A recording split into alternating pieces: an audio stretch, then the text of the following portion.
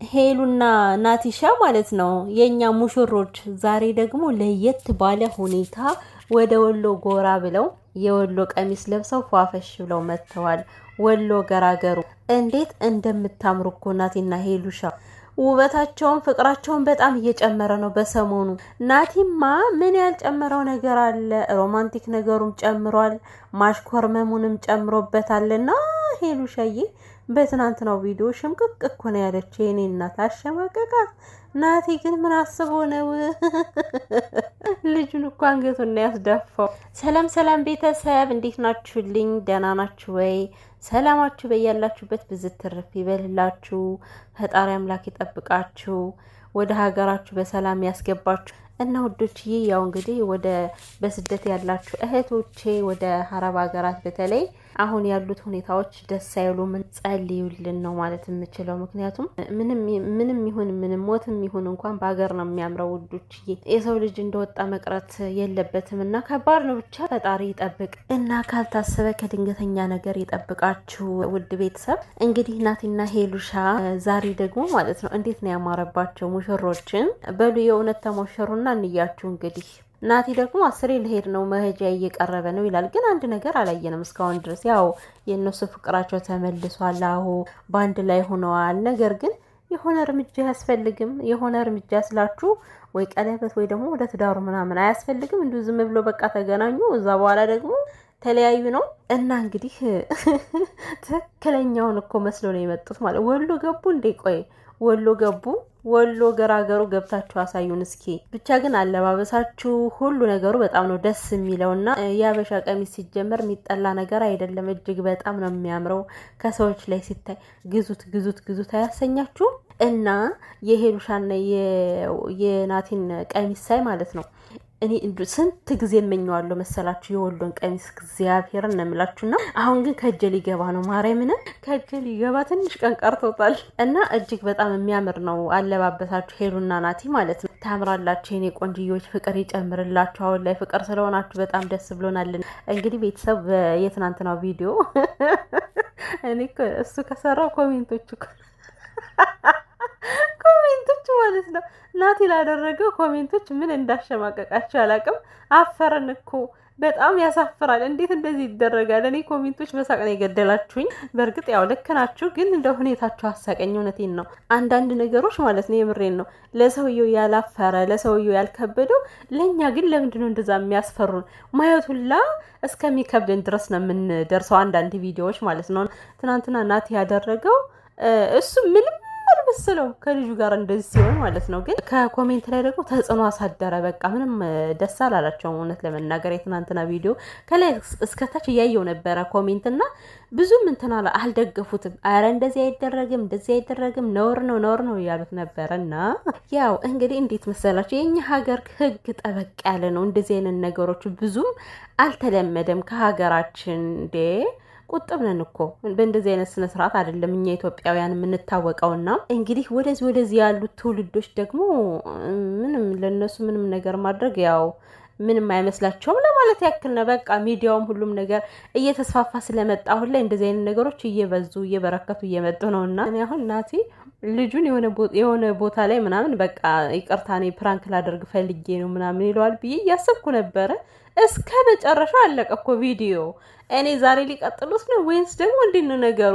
ምንም ነገር ሳይለው እኮ ነው ወጥቶ የሄደና እንደዚህ አይነት ነገሮች ያው በእኛ በኢትዮጵያ ባይለመድም እኔ ውጭ ሀገር ብዙ የውጭ ሀገር ፕራንኮች እንደዚህ በጣም ብዙ ሰዎችን አይቻለሁ። ብዙ ጥንዶችን ጓደኛቸውን ጠርተው ምናምን እነሱ እንደፈለገ ሲሆኑ ከፊታቸው ላይ እና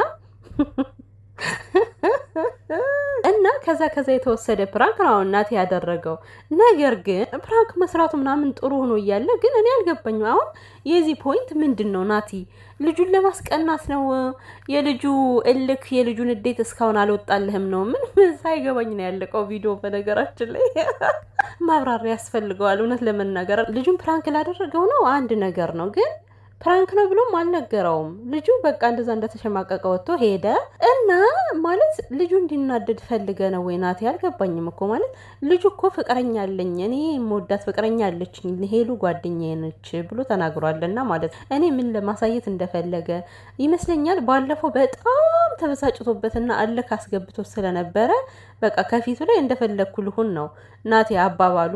ሁኔታውን እንደዛ ነው የሚመስለውና ምን ይሰማዋል ብሎ አስቦ ይሆን አላውቅምና እሱ ምን ይሰማዋል? ሲጀመር ፍቅረኛው አይደለም እኮ ከመጀመሪያው አነጋገሩ ስነ ስርዓቱ ምናምን እናቴን የሚያናግርበት መንገድ ደስ አይልም እንጂ ልጁ ከሄሉ ጋር እኮ ምንም ነገር እንደሌለው ያው ግልጽ ነገር ነው። ምክንያቱም አንደኛ ነገር ፍቅረኛ አለው እሱ ፍቅረኛም ባይኖረውም ሄሉ ዝም ብላ ሆን ብላ ያመጣችው ሰው እንደሆነ ግልጽ ነበር በሰዓቱና አይ ናቲማ የሆነ ያልወጣለት ስሜት አለ። በቃ ማሳየት መግለጽ የፈለገው ስሜት አለ። በምን አይነት መልኩ መግለጽ ስለጠፋው እንጂ ለልጁ ማሳየት የፈለገው ነገር አለ። ግን ደግሞ እንደዚህ አይነት ነገሮች በሰው ዘንድ ተቀባይነት ብዙም የላቸውም ማለት ነው። እናንተ ደግሞ የሆነ ብዙ ሰው የሚቃወመውን ስራ መስራት የለባቸውም ብዬ አስባለሁ። እና በእርግጥ ሁሉንም ነገር እነሱ እንደ ስራ ነው የሚጠቀሙት፣ ጸባቸውንም እንደ ስራ ነው የሚጠቀሙት። ምንም አይነት ነገር በእነሱ ዘንድ እንደ ስራ ነው እና ግን ደግሞ ያ ነገር ለእነሱ ስራ የሆነው ለእነሱ ገንዘብ የሚያስገኝላቸው ብዙ ተመልካች ላይ ሲመጣ ተቀባይነት ከሌለው ተመልካችን ማጣት ይሆናል። እንደዚህ አይነት ነገሮች አሁን በተደጋጋሚ የሚመጡ ከሆነ ተመልካች ሰለችና ምናምን ነገር እነሱን መመልከት ያቆማል ማለት ነው። ግን ናቲና ሄሉ ገና ለመጀመሪያ ጊዜ ነው እንደዚህ አይነት ነገር ሲያደርግ እንጂ እንደዚህ የሆነ የወረደ ስራ አይተንባቸው አናቅም። በጣም ቁጥብና ጠንቃቆች ናቸው። እውነት ማድረግ የሚፈልጉትን ነገር በጥንቃቄ ነው። ፕራንክም ሆነ ምንም ሆነ እንዲወጣ ያለ ነገር አይሰሩም እስካሁን ድረስ እና እንደተሰማኝ ከሆነ በቃ ናቲ እስካሁን ድረስ በልጁ እንደተናደደ ነው። የባለፈው ንዴት ስሜቱ አልወጣለትም። ብቻ ማስቀናትም ማናደድም የፈለገው ነገር አለ። ሄሉ ሻዬ ደግሞ ተሸማቀቀች እኮ የኔ እናት እንዴ! ኧረ ወይኔ እኔ ለሄሉ ነው ያዘንኩት በሰዓቱ እንዴ! እንግዳ ተቀምጦ በዛን ኧረ ናቲ ጉድ እኮ ነው እንዴ!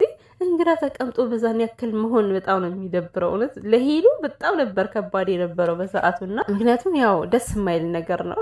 ልጁ ራሱ ማየት እኮ ነው የፈራው፣ ማየት ነው የፈራው። እነሱን ቀና ብሎ ማየት ራሱ ነው የፈራውና ለማንኛውም ናቲ ሁሉ ነገር እንደጨመረ ግልጽ ነው። ፍቅር አሰጣጠም ሁሉም ነገር ጨምሯል። ግን ደግሞ እንደዚህ አይነት ነገሮችን እንዳደግም ማለት ነው ደስ አይልም። እንዳየኸው ኮሜንትም ብዙ ተቀባይነት የለውም ይሄ ቪዲዮ እና ደግሞ ያው እንቅስቃሴ አድርጉ፣ ቀለበት አድርጉ።